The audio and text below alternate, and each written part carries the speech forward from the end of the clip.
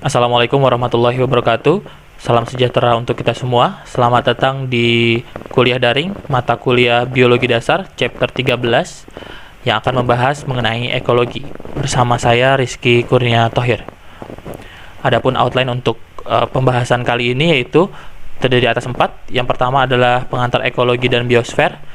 Yang kedua mengenai dinamika populasi, yang ketiga mengenai komunitas dan ekosistem, yang keempat mengenai biologi konservasi. Oke, kita masuk ke subbab yang pertama yaitu mengenai pengantar ekologi dan biosfer. Ya, di sini ada ekologi. Ekologi itu berasal dari bahasa Yunani yang terdiri atas dua suku kata yaitu oikos yang berarti rumah, kemudian logos yang berarti mempelajari. Jadi ekologi merupakan cabang bidang sains yang mempelajari interaksi antar organisme dan lingkungannya. Contohnya di sini ikan, ini organisme ikan. Bagaimana kita mempelajari bagaimana interaksi si ikan terhadap ekosistem terumbu karang di sini atau sebagai lingkungannya. Oke, jadi interaksi-interaksi ini terjadi pada hierarki skala yang dipelajari oleh para ahli ekologi mulai dari organisme hingga global ya. Di pertemuan biologi yang pertama kalian sudah belajar organisasi biologi ya, mulai mungkin dari atom hingga biosfer.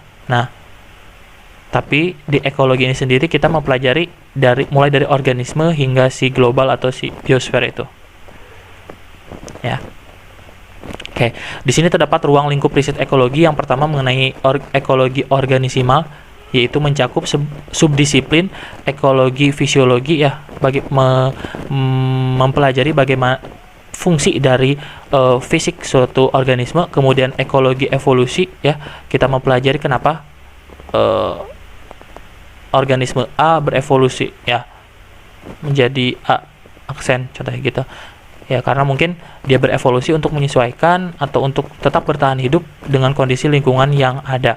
Kemudian ekologi perilaku, kita melihat bagaimana perilaku dia untuk mempertahankan hidupnya di habitat. Oke, kemudian kedua, ekologi populasi, yaitu menganalisis faktor-faktor yang memengaruhi ukuran populasi ya. Memengaruhi ukuran populasi. Jadi kita mempelajari bagaimana kenapa sih si tikus ini dari tahun ke tahun populasinya terus meningkat gitu ya.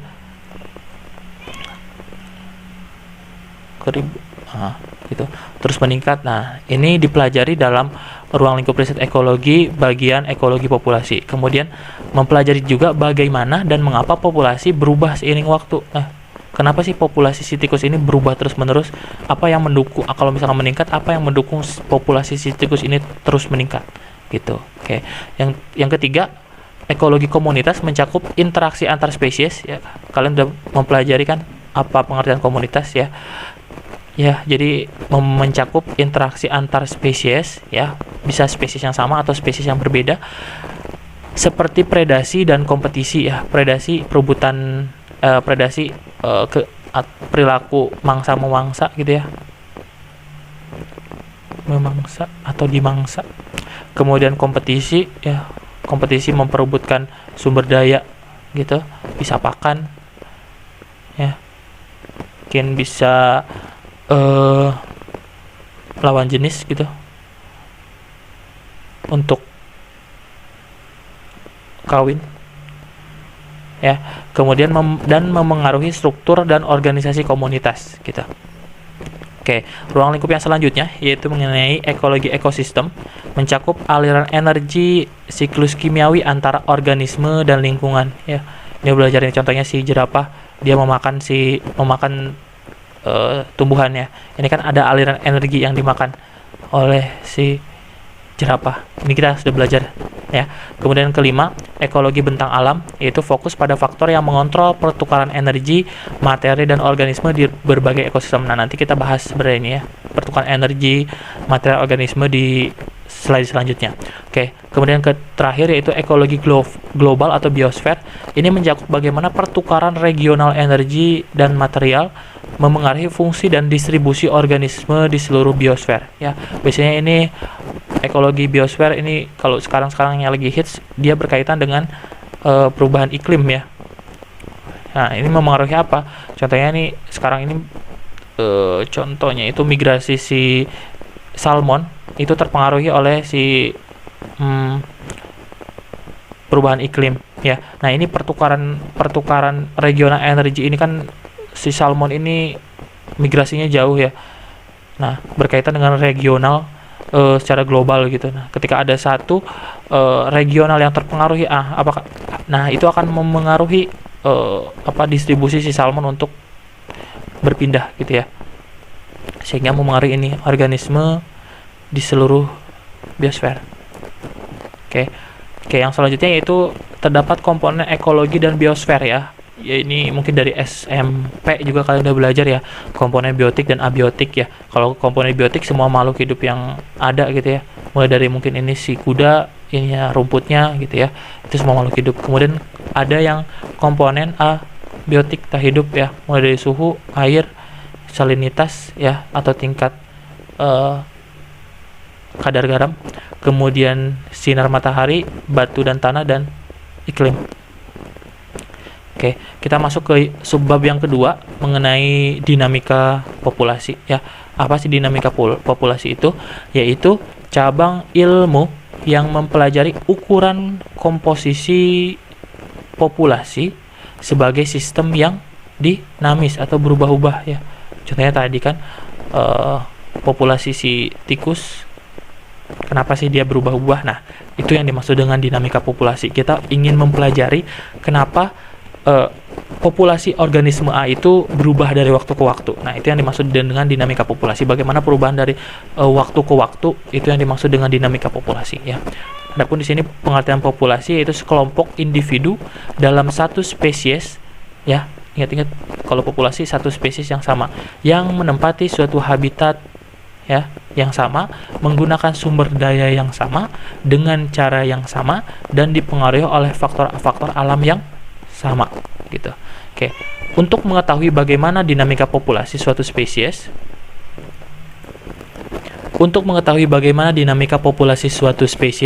maka perlu diketahui kepadatan suatu populasi ya. Contohnya tadi kan kita ingin mengetahui kenapa sih si tikus ini dari tahun ke tahun terus meningkat. Nah, untuk mengetahui dinamika ini, perubahan dari tahun ke tahun, otomatis kita harus mengetahui dulu kan ya kepadatan atau populasinya itu, kepadatan itu jumlah individu itu berapa ya. Jadi sehingga untuk mengetahui dinamika populasi kita harus mengetahui dulu kepadatan populasi yang berubah menurut waktu. Oke, nah di sini ada kepadatan. Apa sih kepadatan itu gitu ya, atau densitas, yaitu kepadatan yaitu jumlah individu suatu spesies per satuan luas atau volume ya. Jadi contohnya tadi si tikus ini kepadatannya berapa sih dalam satu kecamatan gitu. Nah, harus ada luasannya. Mungkin ada 2 juta individu per, mungkin kalau jumlah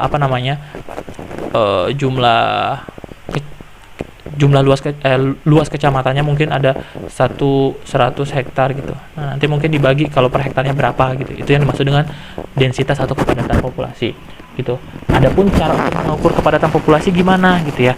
Ada metode-metodenya ya. Terdiri dari 3, dibagi jadi 3. Yang pertama metode sensus ya, yaitu pengamatan diam. Jadi kita diam di satu tempat yang contohnya tinggi nih di bukit, terus kita bisa melihat ke sekitarnya. Nah, ini yang dimaksud dengan metode sensus dengan diam. Kita melihat ke ini nih, sekitarnya ada berapa tikus mungkin di sini. Kemudian ada pengamat bergerak ya. Kalau pengamat bergerak beda.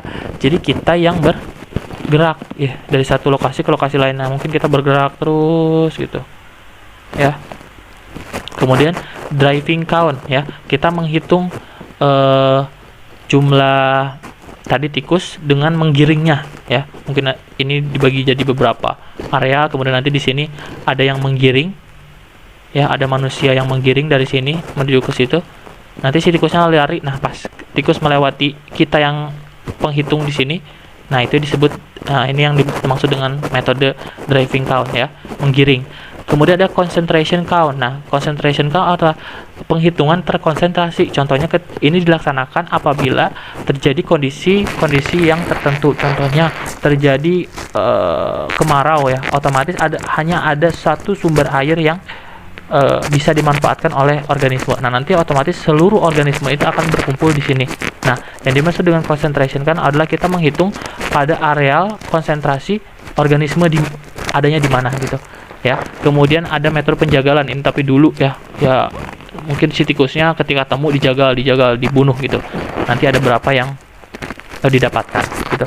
Kemudian ada juga metode sampling atau petak ya. Kita membuat petak-petak kita bagi-bagi nih petaknya gitu ya. Nah, kita berjalan di dalam petak ini hitungnya. Kemudian ada jalur transek, kita membuat jalur. Kita berjalan di sepanjang jalurnya ini, lihat kanan kiri berapa. Kalau ada metode titik, kita dalam satu lokasi itu kita nyebar beberapa titik pengamatan gitu ya. Kemudian metode tidak langsung, kita menghitung dari jejaknya gitu ya. Kemudian dari suaranya, kemudian dari ya jejak bisa berupa jejak kaki atau feses itu sendiri ya. Kemudian ada faktor-faktor yang memengaruhi ukuran populasi ya. Ada 4 yang memengaruhi ukuran populasi gitu. Yang pertama adalah kelahiran ya. Kelahiran. Kemudian ada kematian. Otomatis kalau ada kelahiran jumlah populasi meningkat ya. Kalau ada kematian jumlah populasi menurun gitu.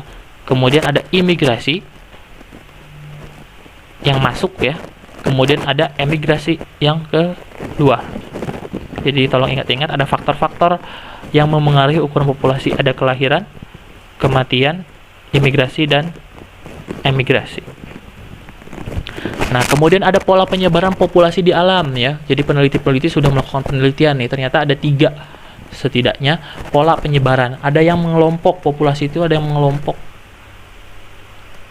Kemudian ada yang seragam. Ya, jadi biasa aja gitu kayak semacam si penguin, kemudian ikan-ikan kan mengelompok tuh ya. Kalau si penguin kalau kalian lihat di video-video itu dia yang menyebar rata gitu dalam satu hamparan. Kemudian ada yang acak ya. Oke. Kemudian ada faktor-faktor yang memengaruhi penyebaran populasi. Kenapa sih penyebaran populasi ini berbeda-beda? Yang pertama adalah distribusi sumber daya. Mungkin di sini ketika dia acak gini, kenapa sih dia bisa di sini? Nah, mungkin di sini itu memiliki kondisi di pohon ini kenapa tumbuh di sini ya, memiliki kondisi di mana tanahnya itu subur gitu loh ya. Jadi distribusi sumber daya itu karena tadi ya terpengaruh oleh beberapa sumber daya yang mendukung kelangsungan hidup si suatu populasi. Kemudian yang kedua adalah perilaku sosial ya pada hewan. Contohnya si ikan berkelompok. Kenapa dia berkelompok ya? Karena mungkin supaya terlihat banyak gitu sehingga pakannya takut ya. Itulah satu perilaku gitu ya. Kemudian yang ketiga itu faktor lain yaitu interaksi organisme, tempat berlindung gitu ya. Kenapa mungkin si ini seperti ini? Mungkin karena di sini ada tempat berlindungnya gitu ya. Kemudian kepadatan dan pola penyebaran populasi merupakan faktor penting untuk analisis dinamika populasi.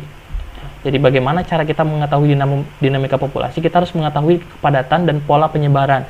Kenapa pola penyebaran ini harus kita ketahui? Supaya kita gampang ya, kalau gampang untuk menghitung si kepadatannya gitu. Oh, kalau misalkan si ikan itu biasanya berkelompok. Oke, jadi kalau mau misalkan berkelompok, gimana nih cara ngitung kepadatannya gitu. Oh, kalau misalkan si tumbuhan A ini dia acak, otomatis metode apa yang harus kita gunakan gitu. Kemudian ada pertumbuhan populasi di sini ya. Ada 2 model pertumbuhan populasi. Ada metode model eksponensial, yaitu di mana individu-individu seragam dengan laju reproduksi konstan sepanjang waktu. Nah, metode ini biasanya jarang terjadi di alam ya. Kenapa sih dia reproduksinya konstan gitu? Karena tidak ada persaingan antar individu. Kenapa tidak ada persaingan? Karena selalu tersedia ruang dan makanan untuk mendukung populasi gitu. Dan biasanya ditandakan dengan kurva membentuk huruf J gitu yang ini. Nah, contohnya apa? Si bakteri. Kenapa sih bakteri ini memiliki mode eksponensial? Biasanya kan bakteri ditumbuhkan dalam cawan petri gitu ya. Di sini kan udah dikasih tuh pakannya ya, berupa gel dan lain sebagainya. Nah, sehingga dia akan memiliki pertumbuhan populasi yang eksponensial gitu. Contohnya asalnya 1, kemudian berkali lipat 2, jadi 4, jadi 8, sampai sekian di 12 jam ini, jadi terus menerus. Nah, ini biasanya populasi bakteri terdapat pada ekosistem atau buatan gitu ya, karena sumber dayanya ada, dipasok terus. Kemudian yang kedua ada model logistik. Nah, biasanya model logistik ini terjadi di alam ya. Pertumbuhan dipengaruhi oleh ukuran populasi, nanti kita bahas di gambar. Kemudian daya dukung habitat terbatas, banyak terjadi di alam. Kurva pertumbuhan biasanya berbentuk S, contohnya ini jumlah individu. Ini contohnya di hutan A gitu ya. Ini jumlah individunya ke atas, kemudian ini waktunya. Nah, ini ada yang namanya daya dukung. Daya dukung apa sih? Daya dukung adalah seberapa banyak hutan A ini bisa mendukung kehidupan suatu populasi. Ya, di sini contohnya mungkin hanya 5 ya. Di sini daya dukungnya itu hanya 5 individu. Otomatis ketika hutan A ini hanya ada satu individu, ya dia masih bisa mendukung kan, pakannya masih cukup, airnya masih cukup, tempat tidurnya masih cukup. Kemudian nanti dia bertambah lagi jadi 2, nah kemudian nambah lagi jadi 3, oke, kemudian nambah lagi jadi 4, nah jadi 5. Nah 5 ini ketika ada 5 individu, nah di sini mulai terjadi nih ya, sumber pakannya itu udah pas-pasan gitu untuk 5. Apa yang terjadi ketika kelebihan? Nah, nanti terjadi persaingan antar sesama individu, kemudian terjadi kerusakan ekosistem karena pakannya segala macam dimakan gitu. Ya, jadi ini yang dimaksud dengan pertumbuhan populasi biasanya di alam seperti ini ya. Kemudian nah yang tadi ya, daya dukung lingkungan, yaitu jumlah individu atau suatu populasi yang dapat didukung oleh habitat gitu. Ini yang dijelaskan tadi ya. Kemudian faktor pembatas pertumbuhan. Di sini ada faktor pembatas pertumbuhan, yaitu tergantung kepadatan, yaitu makanan dan ruang. Ketika kepadatan tinggi ya, apa yang faktor yang menjadi pembatas pertumbuhan populasi? Ya makanan lah. Ketika si populasinya tinggi, otomatis makanan akan berebut. Kemudian ruang juga ya, ruang tempat tinggal, tempat bermain, otomatis akan berebut. Kemudian ada yang faktor yang tidak tergantung kepadatan, yaitu iklim ya kan, kemudian bencana alam. Nah, di sini ada faktor pembatas menyebabkan spesies menerapkan strategi untuk bertahan hidup. Ada pembatas itu nanti beberapa spesies itu mengubah strateginya untuk bertahan hidup ya. Ini kayak gambar ini mungkin nggak perlu kalian ya pelajari. Oke, di sini ada strategi bertahan hidup ya. Mungkin di SMA udah ya. Ada tipe seleksi R dan tipe seleksi K. Apa sih tipe seleksi R? Yaitu dia itu tumbuhnya sangat cepat dengan pola J yang tadi, si bakteri contohnya. Kemudian ada tipe seleksi K, yang hanya bakteri ya, di sini serangga, gulma. Kepadatan mendekati daya dukung lingkungan. Nah, ini ada di sini tabel membedakan apa sih strategi bertahan hidup K, seleksi R dan seleksi K gitu. Untuk reproduksinya ya, kita lihat. Reproduksi pada individu atau spesies yang memiliki seleksi R, yaitu menghasilkan keturunan dalam jumlah besar dan tidak melakukan pemeliharaan anak ya, gitu, udah ngelahirin udah tinggal aja. Nah, beda dengan seleksi K, menghasilkan keturunan sedikit dengan melakukan pemeliharaan anak. Ini contoh-contohnya ya. Kalau badak Sumatera, si beruang kan kalau anaknya dipelihara ya. Nah, kalau misalkan tungau atau serangga atau gulma atau serangga ya, ketika lahiran ya udah beres gitu. Kemudian ukuran tubuh biasanya kalau tipe seleksi R ini kecil dan umurnya pendek, tapi kalau seleksi K ini tubuhnya besar dan berumur panjang. Oke, ini untuk subbab selanjutnya ya, komunitas dan ekosistem. Di sini apa sih komunitas gitu? Yaitu asosiasi seluruh populasi pada habitat yang sama. Ingat-ingat ya, asosiasi seluruh populasi pada habitat yang sama. Komunitas mempunyai keragaman stabilitas dan struktur trofik yang berbeda-beda. Oke, kita bahas satu-satu. Di sini keragaman nih. Keragaman apa sih keragaman? Yaitu variasi spesies ya.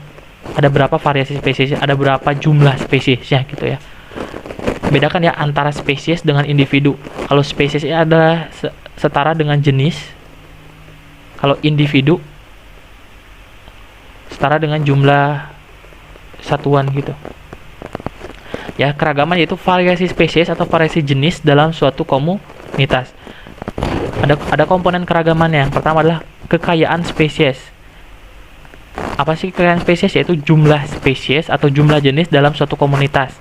Kemudian ada kelimpahan relatif, yaitu jumlah individu masing-masing spesies pada suatu komunitas. Ini contohnya. Oke. Di sini ada rusa, ada rubah ya, beruang, dan badak. Nah, di sini ada komunitas A dan komunitas B. Kita lihat yang pertama, kekayaan spesiesnya. Nanti mungkin ada pertanyaan, bandingkan kekayaan spesies pada komunitas A dan komunitas B. Ya, berapa kekayaan spesies? Berarti kekayaan spesies pada komunitas A dan komunitas B adalah sama, karena kekayaan spesies adalah jumlah spesies, jumlah jenis pada suatu komunitas. Ini jumlahnya sama, ada 4, yaitu rusa, rubah, beruang, dan badak.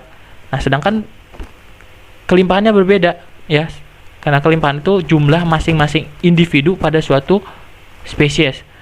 Berarti kelimpahan relatif rusa di komunitas A sebanyak 50, sedangkan pada komunitas B adalah 20. Itu. Kelimpahan relatif rubah pada komunitas A 20, pada komunitas B 10. Itu ya. Tolong dipelajari, dibedakan apa itu kekayaan spesies, apa itu kelimpahan relatif spesies. Kemudian yang kedua ada stabilitas, yaitu kemampuan komunitas untuk bertahan terhadap gangguan dan kembali ke komposisi awal gitu. Stabilitas, ingetin aja. Pengertian stabilitas adalah kemampuan komunitas. Bagaimana sih komunitas untuk bertahan terhadap gangguan dan kembali ke komposisi awal. Contohnya biasanya komunitas A ini terjadi kebakaran ya. Nah, bagaimana sih komunitas A ini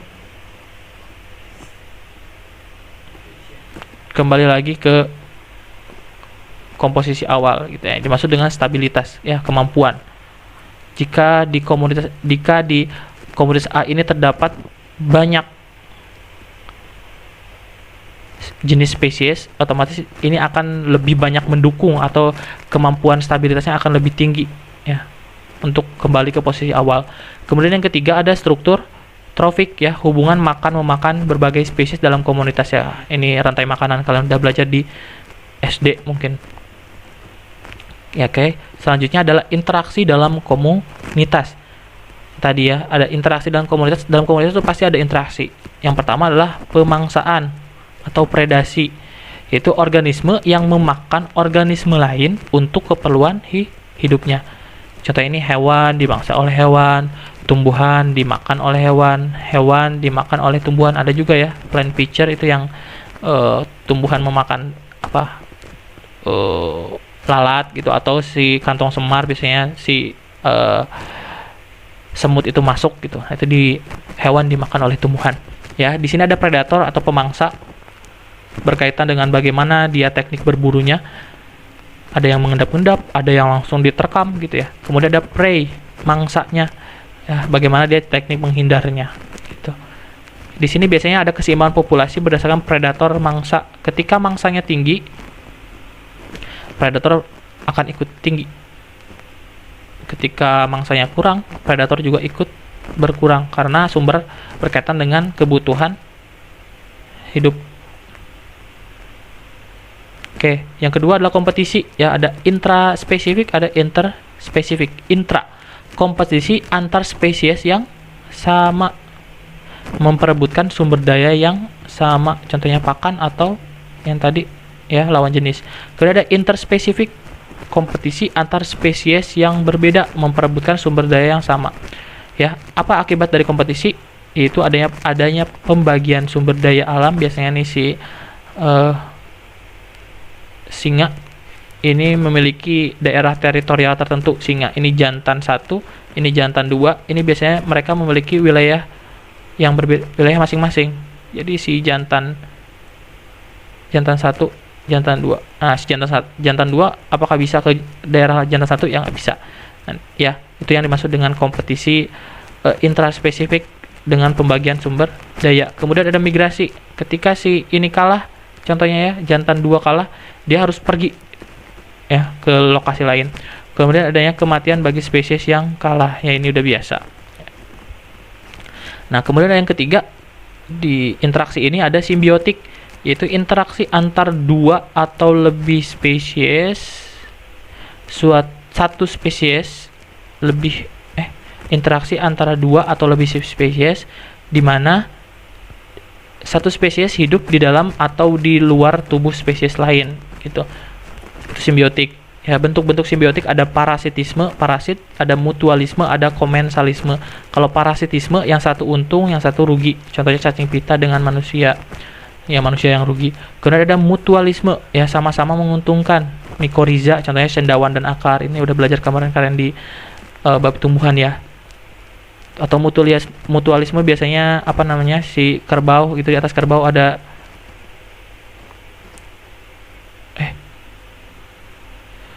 burung ya, saya nggak bisa bergambar ya. Kerbau, ada burung ya, ini mutualisme, si burung nyari kutu di kerbaunya, si kerbaunya ya dapat manfaat, kutunya hilang. Kemudian ada komensalisme ya, yaitu yang satu untung, yang satu ya tidak rugi, tidak untung. Contohnya anggrek epifit gitu.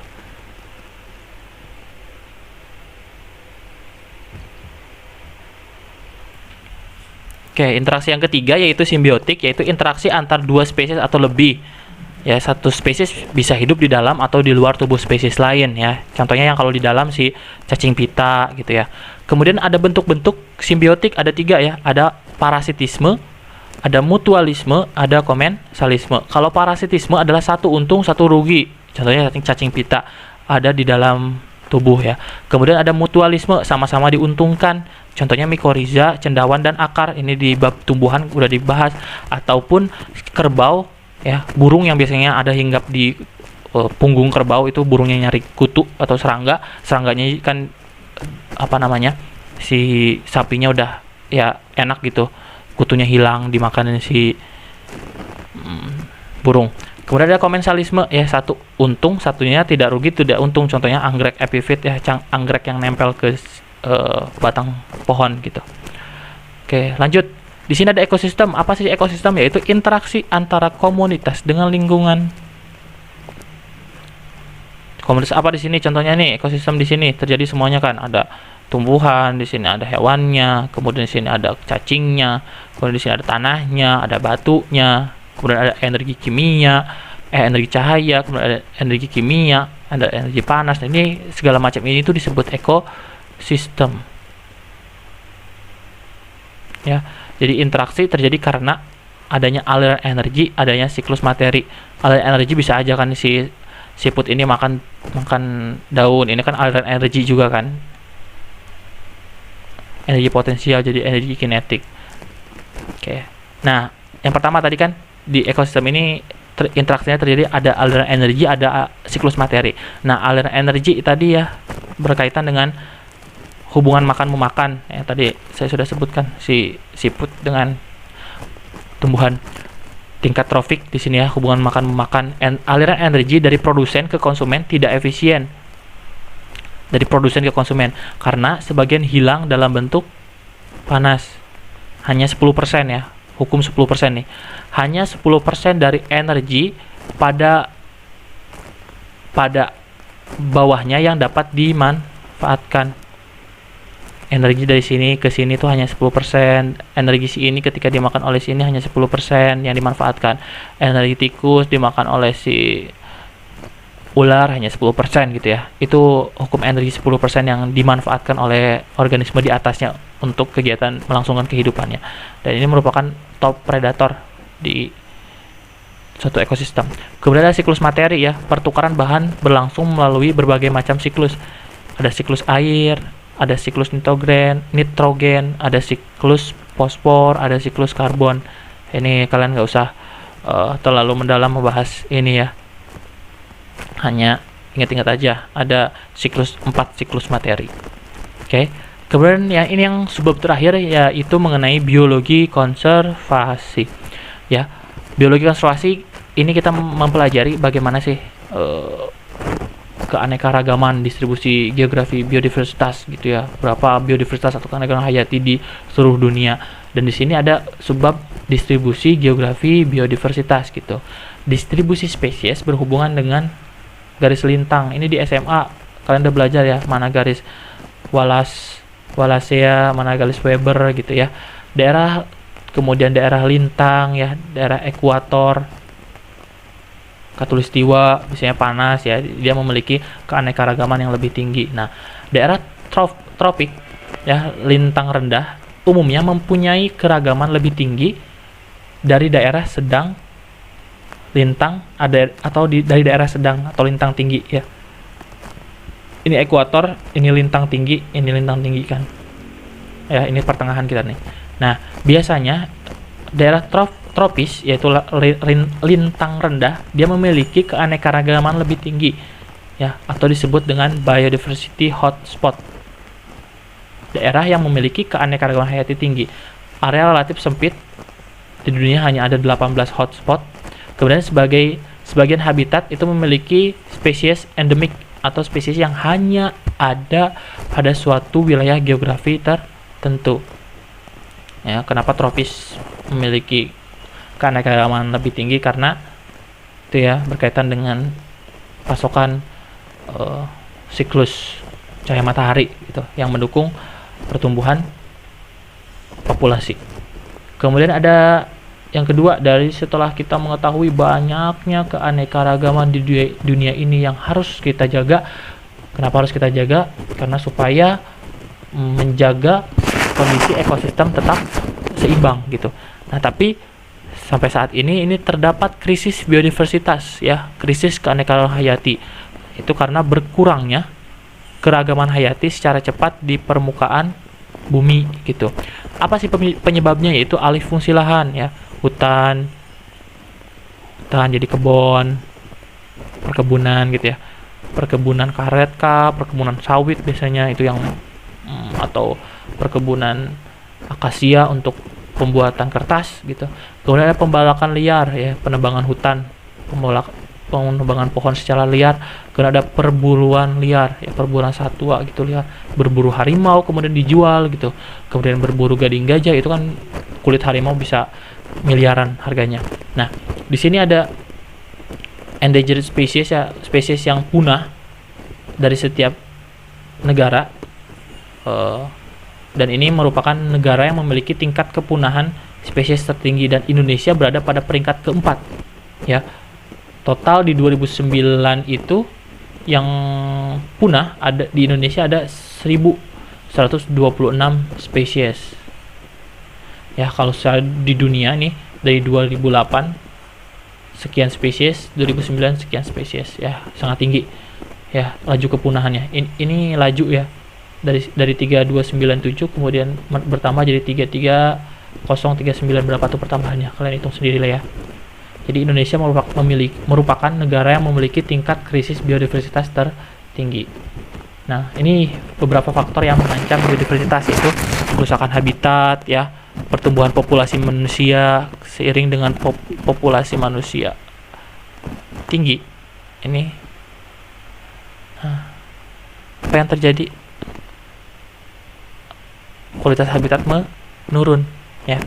Perkembangan daerah urban ya, sawah dijadiin perumahan, itu kan merusak ekosistem. Kemudian kegiatan kehutanan, kegiatan kehutanan tadi ya, menebang pohon secara ilegal. Kemudian ada pertambangan ya, membuat pertambangan pada kawasan atau daerah yang tidak semestinya untuk kegiatan pertambangan. Kemudian polusi lingkungan, contohnya pertambangan emas, ini merkuri, pengelolaan merkuri yang tidak baik, dibuang ke sungai ya, sungai tercemar merkuri, ekosistemnya rusak. Eksploitasi berlebihan, ini pemanenan berlebihan, contohnya pemanenan rusa, mungkin rusa biasanya bisa kan untuk dikonsumsi ya.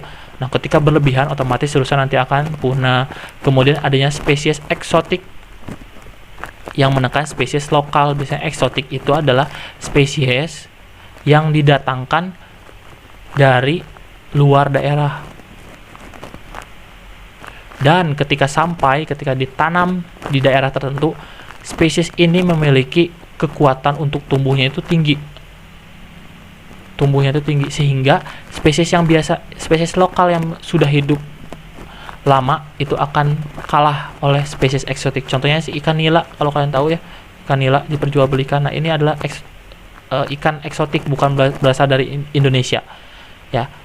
Dan si nila ini adalah ikan predator, ikan-ikan lokal. Ketika si nila ada, ya sekolam itu habis semuanya, nggak ada ikan-ikan yang lain gitu, yang ikan-ikan yang biasanya ada. Oke.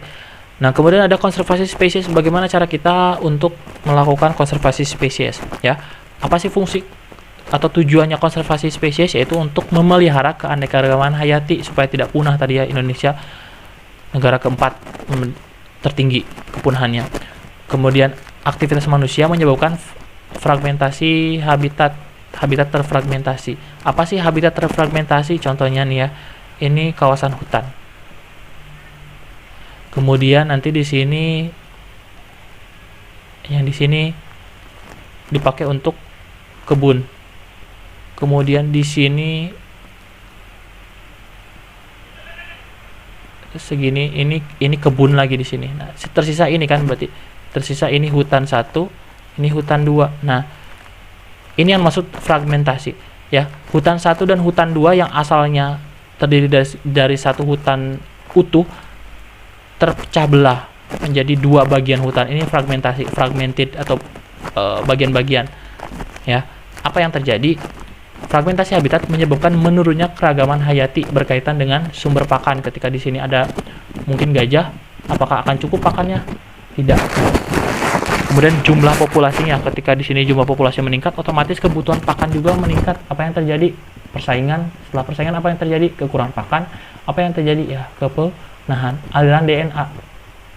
Contohnya dalam satu lokasi di sini terfragmentasi. Di sini udah perumahan semuanya. Apa yang terjadi di sini? Ada aliran DNA yang rusak ya. Biasanya kalau misalkan di sini kan beberapa ada jenis spesies yang sama, mungkin karena tidak ada lagi yang lain. Contohnya ini ada jantan 1, jantan 2, kemudian ada betina 1. Ini hanya satu betina dalam kawasan ini tuh. Otomatis nanti si betina akan kawin dengan jantan 2, menghasilkan jantan betina, ini anaknya, anak 1. Kemudian nanti ini kawin lagi ke sini ya, anak 2. Ini kan kekerabatannya dekat ya. Kemudian nanti mungkin ini kawin lagi dengan jantan ini, nanti anak 3. Apalagi nanti di si anak ini dengan ya, anak 1 ini kawin. Ini kan memiliki kekerabatan yang sama. Ini yang disebut dengan inbreeding teorinya tuh. Atau kawin dengan sesama dengan sama keturunan. Apa yang akan terjadi nanti? Terjadi kecacatan pada anaknya itu biasanya.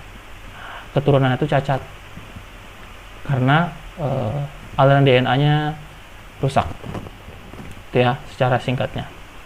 Kemudian ada prioritas konservasi spesies. Bagaimana sih cara kita untuk melakukan konservasi spesies gitu ya. Nah, kita tetap harus melakukan konservasi lanskap ekosistem. Ya, lanskap ekosistem. Ekosistemnya itu harus kita konservasi, termasuk hutan, lahan basah gitu ya, lahan gambut. Nah, ini harus kita pelajari, dan ini memang dipelajari dalam ekologi lanskap.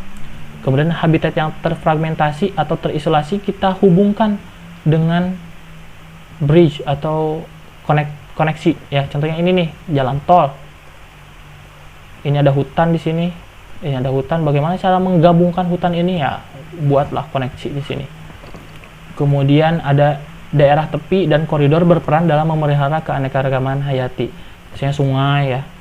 Sungai kan biasanya ada aturan kan, kanan kiri sungai berapa puluh meter tidak ada bangunan supaya di sini ada tumbuhan. Kenapa sih tumbuhan atau ekosistem di sini terjaga karena biasanya di kanan kiri sungai atau kanan kiri tepi perairan itu terdapat spesies-spesies khusus yang hanya bisa tinggal di sini. Nah, kalau misalkan ini dibangun, otomatis spesies yang asli di situ, spesies yang khusus di tepian sungai akan punah. Ya.